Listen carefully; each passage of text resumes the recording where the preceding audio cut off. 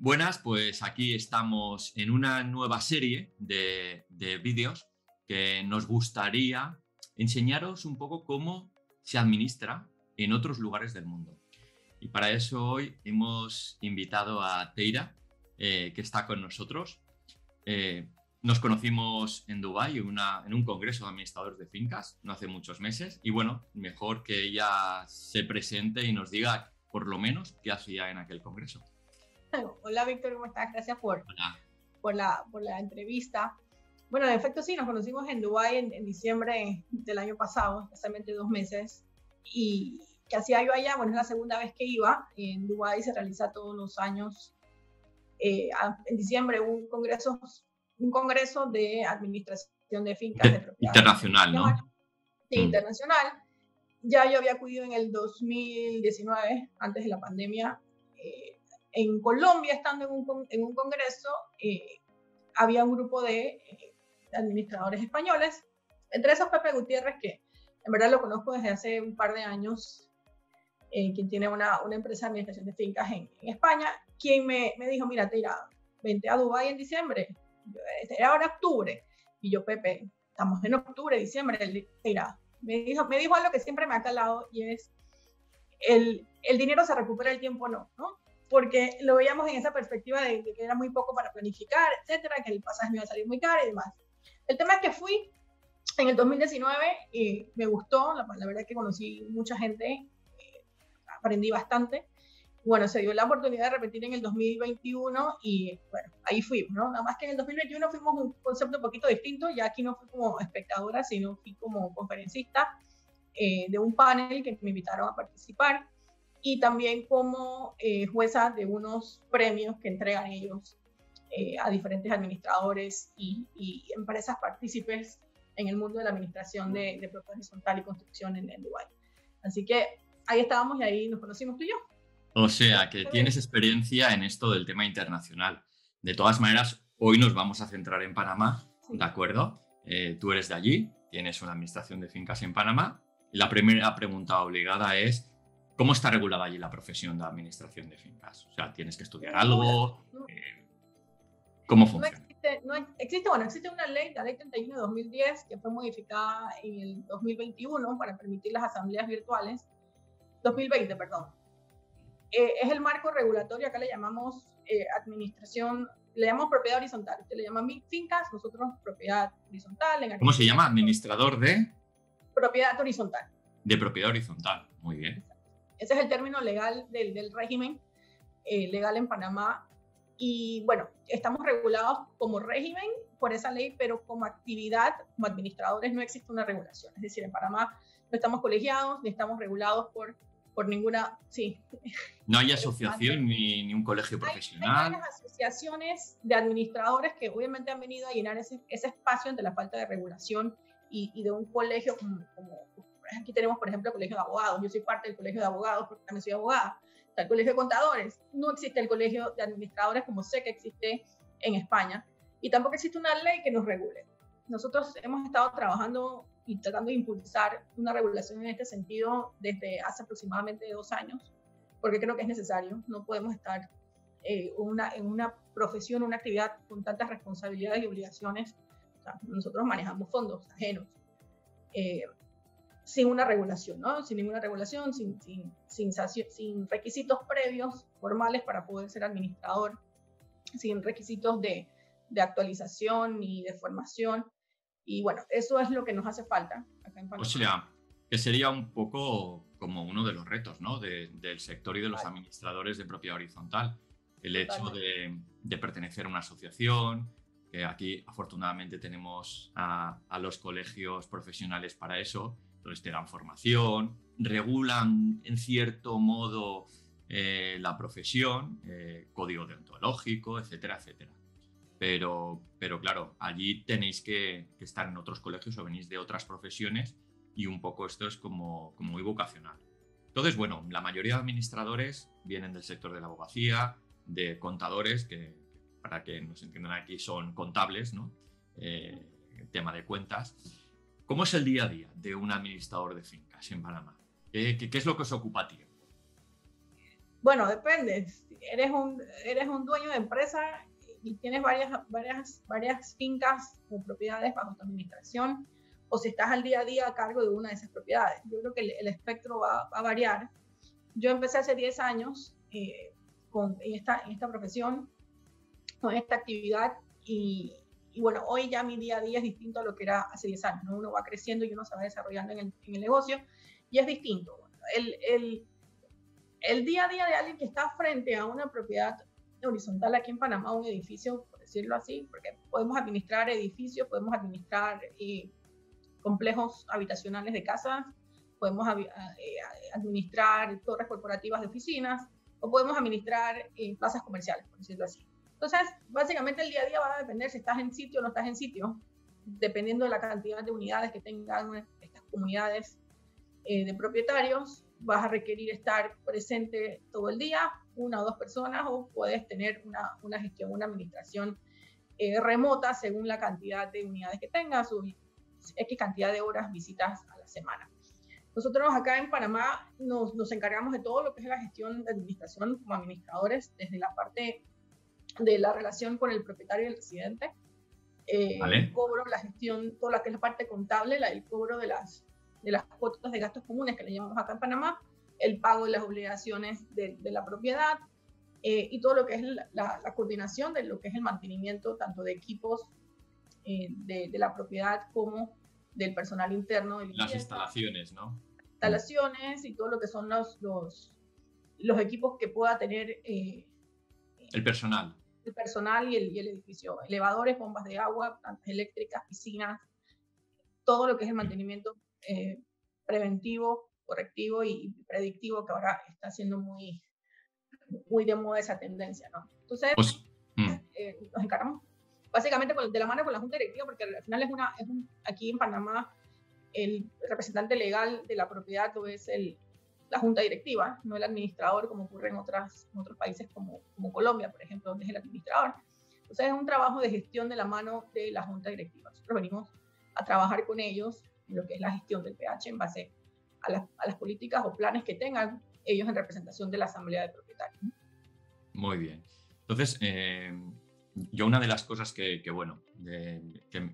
un poco me chocó cuando he hecho alguna incursión pues en Chile, por ejemplo, que sí que lo conozco más, veía como que los administradores de fincas allí administraban como muy pocos edificios, muy grandes, cobraban mucho, tenían muchos empleados y estaban muy encima. O sea, un administrador igual podía llevar 4 o 5 edificios, pero sí que es cierto que no se cobra lo mismo que en España. O sea, siempre me chocó una frase que me dijeron que era: Víctor, nosotros en cada edificio tenemos un salario, pero un salario que puede ser equivalente al de un conserje. Entonces, pues con 5 edificios, pues podemos cobrar pues lo que podrían cobrar 5 veces lo que podría cobrar un conserje. Es cierto que ahí hay mucha más diferencia entre un administrador y un conserje por el tema de salarios mínimos, etcétera, etcétera, pero que un poco la tipología, a diferencia de España, es que tenéis menos volumen de edificios, pero los edificios son mucho más complejos. Seguridad, rotatorios 24 horas de conserjes, los complejos tienen muchas zonas comunes, etcétera, etcétera. Igual acá es así, ¿no? Acá es muy similar al esquema que me dices. Yo tengo edificios ahora empezamos en marzo un edificio de 66 niveles. 66 niveles con área social grande, pero solamente 144 unidades, porque es un edificio grande, donde los apartamentos son grandes. Y bueno, alto standing, ¿no? Exacto, entonces va a variar, pero tienes un equipo de trabajo de 24 personas de planta internas en el edificio, entre conserje, seguridad, concierge, mantenimiento y demás. Entonces puede variarte. Igual tengo otros edificios donde tengo 200 unidades y nada más tengo 2 conserjes. Es bien relativo y varía porque no es típico el patrón de desarrollo aquí en Panamá, sobre todo cuando te vas al área residencial. Puede variarte mucho. Entonces, yo te puedo hablar de que yo manejo ahorita mismo 31 propiedades, pero puedo tener desde el que te acabo de comentar hasta... 31 edificios, ¿no? Sí, 31 edificios, plazas residenciales. Son 31 clientes con los cuales yo estoy lidiando ahorita mismo. Pero tienes, por ejemplo, también puedo tener un edificio solamente de 20 unidades, donde no tengo una persona de planta dedicada, sino una persona que va 2 veces a la semana a hacer la revisión de la limpieza, de ver el conserje, la seguridad y demás, pero sí, manejamos todo lo que es la parte contable, que probablemente quizás lo que sí es unificado en todos los PHs o los edificios como tal. Así que es bastante variable. Yo diría que a diferencia de Chile, es que aquí en Panamá hay una mayor demanda del administrador en forma presencial que en Chile. En Chile, no, aquí en Panamá está todavía el concepto, y creo que ha cambiado un poco con pandemia, de que si el administrador no está en planta, no funciona. El sistema no funciona. En planta es que tienes que estar allí en 8 horas una oficinita, con un horario. Con un horario, con una persona delegada por la empresa de administración que se encargue de la administración del edificio. Y aquí ocurre normalmente en edificios de 50 unidades hacia arriba, tienes una persona dedicada. Eso lo que hace es que la rentabilidad de la empresa sea menos en comparación a como ocurre en Chile. En Chile eso normalmente no pasa, no hay esta necesidad de que yo necesito ver al administrador todos los días en mi edificio. Que si a las 10 de la mañana a mí se me ocurre que quiero ir a preguntar que me corrijan el recibo de pago, el administrador tiene que estar allí porque me tiene que atender. Ese es el concepto aquí en Panamá. Cambió un poco en pandemia, pero no del todo, y eso hace que el servicio la rentabilidad sea menor que en otros países, porque eso involucra que dentro de lo que yo le cobro al edificio, tengo que cubrir el costo salarial de la persona que yo designo, porque ese costo lo tengo que pagar yo como empresa de administración. Sin embargo, no corremos con los gastos de seguridad ni de consejería, eso corre por la propiedad, pero sí yo tengo, por ejemplo, un equipo de trabajo de 25 personas. 25 personas para 31 edificios. Exactamente. Me acabas de dejar helado. Así es. Yo no creo que en España haya muchos despachos de 25 personas, por decir prácticamente ninguno. Porque tengo el 70% de estas propiedades son propiedades con más de 90 unidades, 80 unidades. Entonces ya cuando tienes 80 unidades y tienes 80 propietarios con los cuales lidiar, contabilidad de 80 personas, 2, 3, 4 conserjes, sí requieres aquí, el modelo de Panamá es que requieres una persona. Claro, Teira, pero fíjate, yo me refería más al tema para mantener a 25 personas, el salario de 25 personas. Totalmente. O sea, haz cálculo.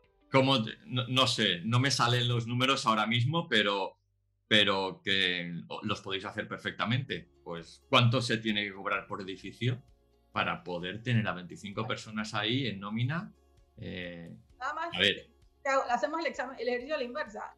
Una persona, yo no tengo personal trabajando en edificios que gane menos de $800 al mes. Y ese es el salario más bajo. O sea, por menos de $800 al mes, que vienen a ser 700 y poco euros, ese es el salario más, obviamente, el 30-35% que hay que sumarle a ese salario de costo laboral y reserva, porque acá tengo que pagar vacaciones, 13º mes, cubre vacaciones y todo lo demás. De ahí adelante, negocia tu ganancia con el edificio. Muy bien. Pues sí que es algo totalmente distinto a lo que aquí.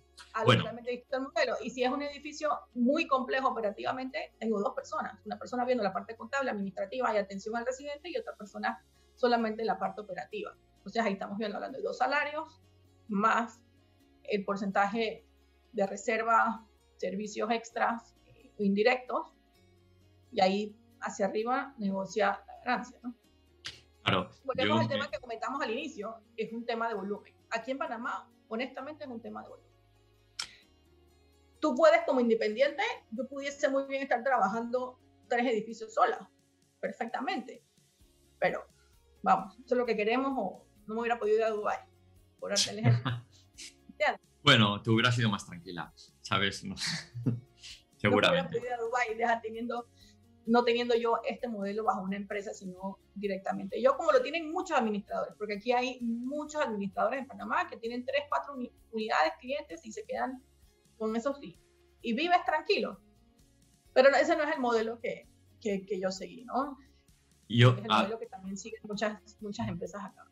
aprovechando ese comentario, aquí el mercado está muy atomizado, pues podemos decir que, pues no lo sé, me atrevería a decir igual que un 95% de los administradores son despachos de, no lo sé, igual de 2, 3 personas, mucho, ¿vale?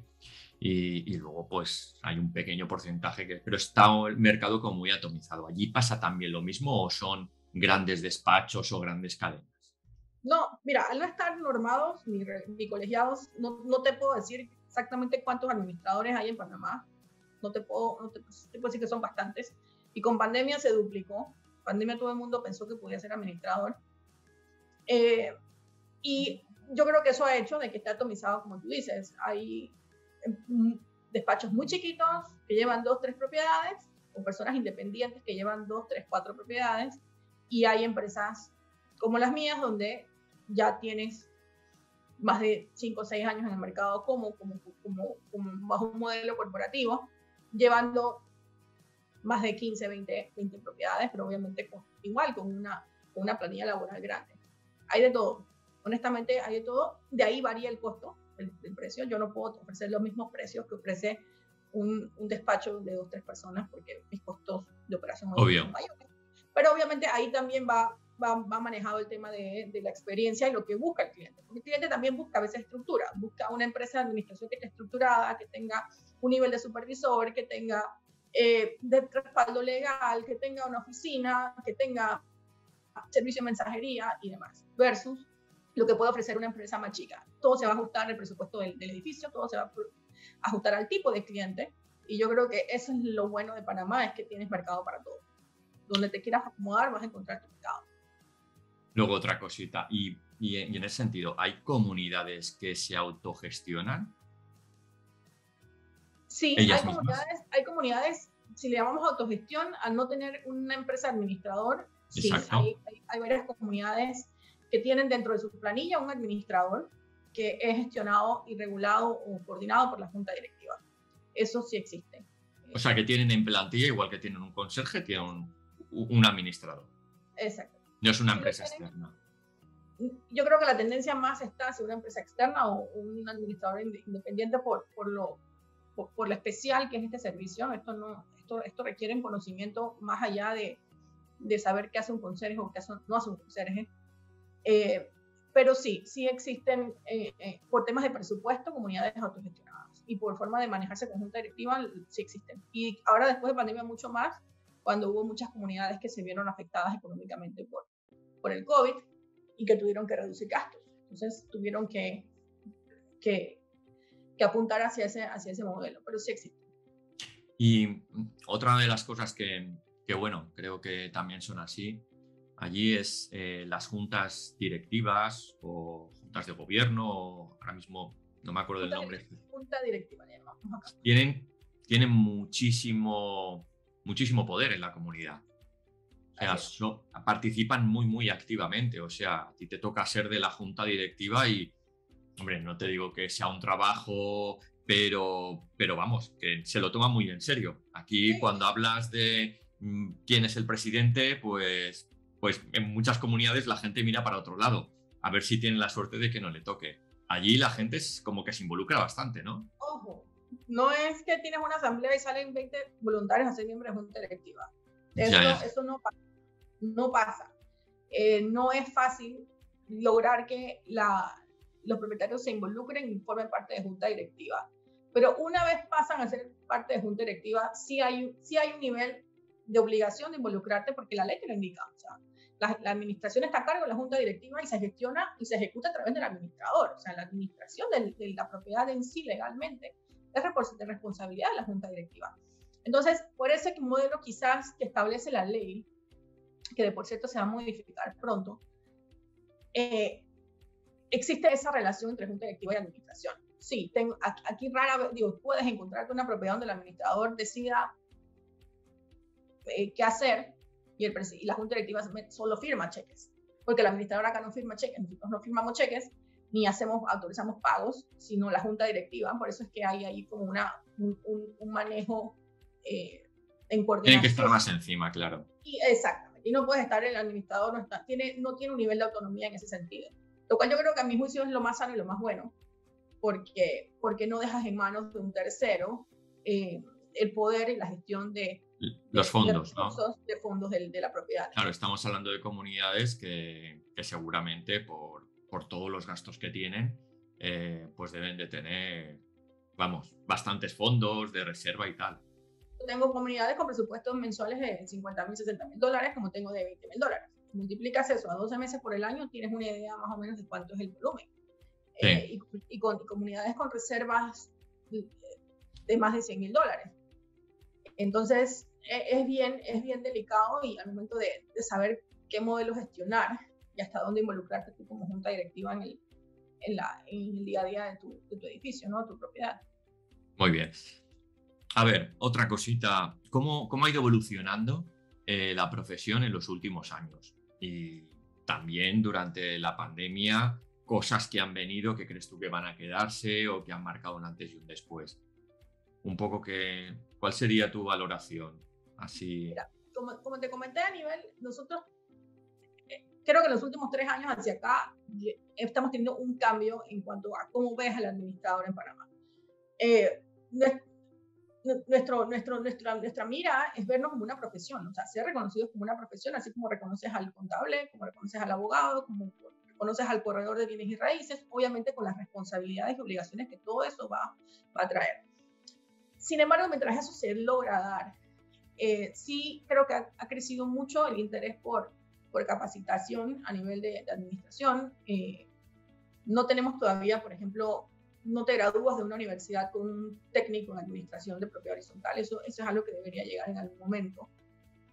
Por lo cual, quienes ejercen la actividad son empíricos, ¿no? Son empíricos porque practicaron, porque aprendieron, o porque cogieron un curso y demás, pero no hay una formalidad en cuanto a la educación. Bueno, hay una universidad que está brindando un diplomado en administración de propiedad horizontal, pero estamos hablando de cursos de un mes.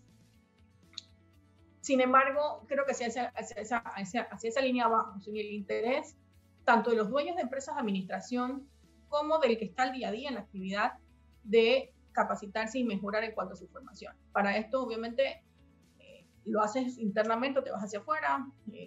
Colombia, que es el que más cerca nos queda a nosotros para temas de congresos y seminarios. Viajamos mucho de Panamá a Colombia para estos temas.